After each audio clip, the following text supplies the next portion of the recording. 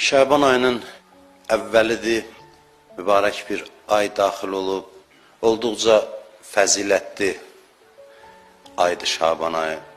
Hədislərdə buyurulur ki, İmam Səccad əleyhissalam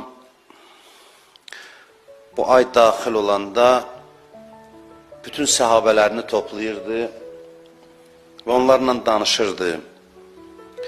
Soruşurdu ki, bilirsiniz bu nə aydır? Peyğəmbər buyurub ki, bu mənim ayımdır. Kim bu ayda Peyğəmbərin sevgisini cəlb etmək üçün, Allaha yaxınlaşmaq üçün oruç tutarsa, İmam Səccad əleyhissalam buyurur ki, and olsun o Allaha ki, Əli ibn Hüseynin canı onun əlindədir. Atamdan eşitmişəm, atam Hüseyin ibn Əlidən eşitmişəm ki, hər kim Şaban ayında Peyğəmbərin razılığını, məhəbbətini qazanmaq üçün və Allaha yaxınlaşmaq üçün oruç tutsa, Allah onu sevəcək və qiyamət günü öz kəramətinə yaxın eləyəcək. Cənnət ona vacib olacaq.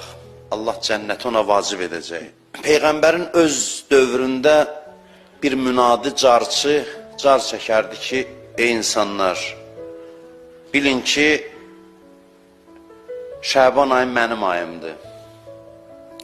Və Allah rəhmət etsin o kəsə ki, bu ayda mənə kömək eləsin, yəni oruç tutmaqla mənə yardım olsun, köməkçi olsun.